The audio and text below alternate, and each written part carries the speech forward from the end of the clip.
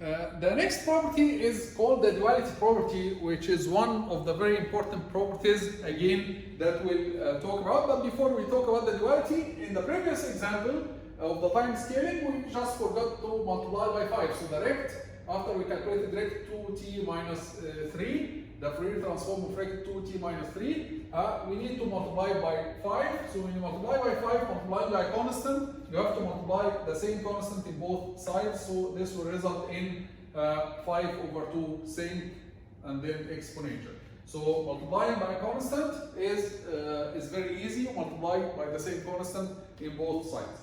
The next property, which is the duality property, it says that if you have a function g of t in the time domain and its Fourier transform is capital G of omega, then if you bring this capital G function to the time domain, of course these functions are different, like the rect and the sinc, right? If you bring the sinc or the capital G function to the time domain, then this function will go to the frequency domain, but you multiply by 2 pi and you replace t with minus omega.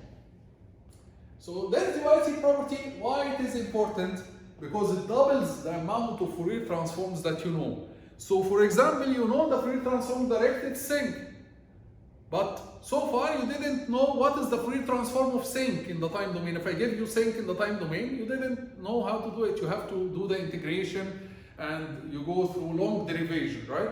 But here, this duality property, it makes it easy for you. If you know that the rect has a Fourier transform of sinc, then the sinc will probably have a Fourier transform of rect, but you multiply by 2 pi and you replace the t with negative omega. So if you know some Fourier transformations, the duality property, it doubles the number of transformations that you know. For example, let's take an example, and here when you use the duality property, you have to be careful of how to apply this test. So for example, we know that rect t over tau, it has a Fourier transform of tau sinc omega tau over 2, right? So if I ask you, as an example, if I ask you find the Fourier transform of anything that has sinc, let's say 6 sinc 4 t. So I'm giving you a sinc function in the time domain, and I need to find the Fourier transform. If you try to use the integration, you will find that you have a very complicated integration you will not be able to do. So what can we do? What we'll do is we'll use the duality. How to use the duality? And be careful.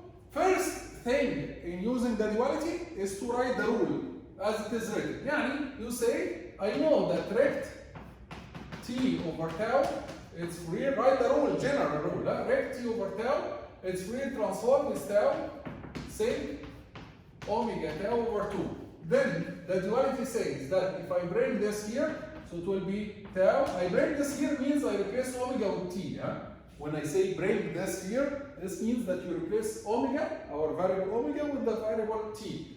So if I bring this here, which means replace omega with t, then I will bring this here, but I will multiply by 2 pi, and I will replace t with minus omega. And by the way, the rect is an even function. So here, rect minus omega is the same as rect omega. Here on, in this special case, the rect omega over tau, rect omega over tau looks like this. This is rect omega over tau. It's an even function. Yani rect omega over tau is the same as rect minus omega over tau. So this is equal to 2 pi rect omega over tau. So the first step in applying the duality is to write the rule. You want the sinc, then you look at the table, where can I find the sinc? You will find that rect, that's a Fourier transform of sinc. Then you write the rule of the duality. The rule of the duality is that you bring this function here, you bring this function here, with constants, with tau and general constants. Now we ask ourselves, I want to reach to this form. I want sinc t multiplied by 4. So what should I choose the tau? What is the value of tau that I should choose? I want sinc 4t. So I should choose tau to be 8, because tau is divided by 2 here. If I choose tau to be 8, Then I will write this line again. It will be 8 sin 40. Its Fourier transform will be 2 pi rect omega over 8. I just replace that with 8, right? And then I want the same for t to be multiplied by 6 rather than 8. So what I need to do now is divide by 8 and multiply by 6. So you multiply both sides by 6 over 8. Multiply both sides by 6 over 8. Here, 8 will cancel with 8, so I'm going to get 6 sin 4t. Its Fourier transform will be 6 over 8 multiplied by 2 pi. So this will be 6 pi over 4 or 3 pi over 2 rect omega over 8. And this is the solution of our problem. So in order to use the duality, shabab, you have to be careful. First, if you want to find the same in the time domain, you go to the table, and there is a table that will be provided to you of Fourier transformation. You will find the same in the frequency domain. Then you write the rule, general rule, rect over tau in general equals tau sin omega tau over 2, and then you write the duality.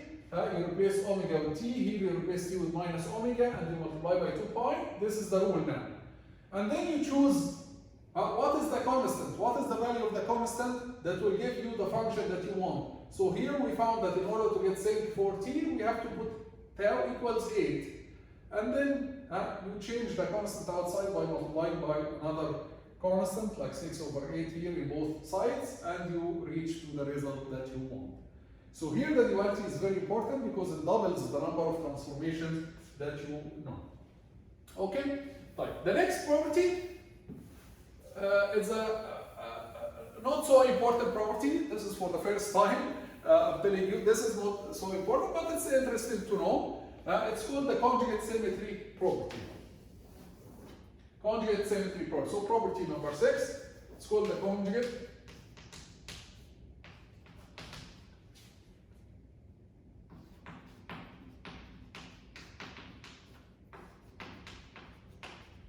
symmetry property. It says that if your signal in the time domain, is real, then the frequency domain will be conjugate symmetric. What does it mean, conjugate symmetric? It means that g of omega and g of minus omega will be the conjugate of each other. What does it mean again? It means that if you take the magnitude of g conjugate minus omega, magnitude of g of omega will be equal to the magnitude of g conjugate minus omega. But the magnitude of g conjugate minus omega is the same as magnitude of g of minus omega. Magnitude of a conjugate complex number is the same as the magnitude of the complex number itself. So this will result that the magnitude of g of omega equals to the magnitude of g minus omega, which means that the magnitude spectral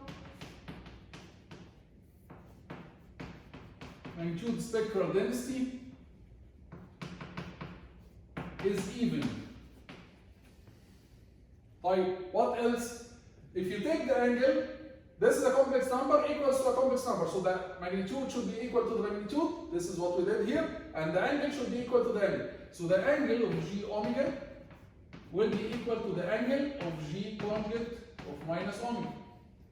But the angle of a conjugate complex number, if I give you a complex number and its conjugate, the angle is the negative, right?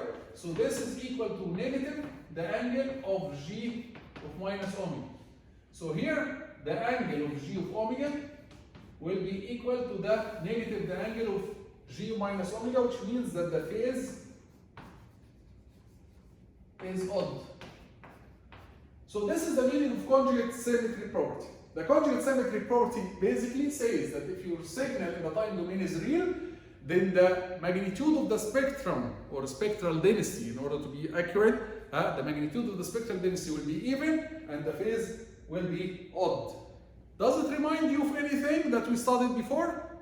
Yeah, it reminds you of the exponential Fourier series. In the exponential Fourier series, we used to get the magnitude of the harmonics the magnitude spectrum to be even and the phase to be odd. We used to get that Ck and C minus K, they are the conjugate of each other, right? This is very similar to it, and actually it comes from the same origin.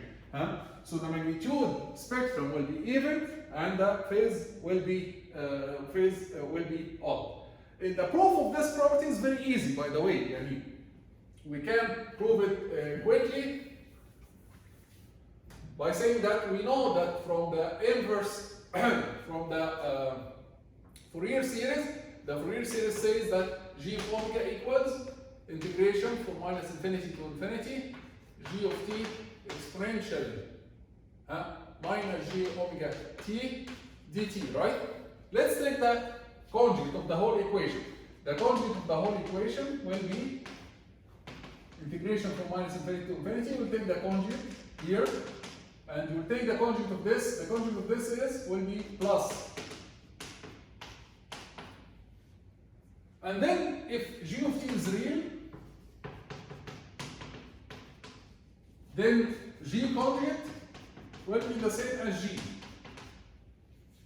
So if g of t is real, g conjugate of omega can be written as integration from minus infinity to infinity, g of t exponential j omega t dt. What if we take g conjugate of minus omega? G conjugate of minus omega, you replace omega with minus omega. So it will be g of t exponential minus j omega t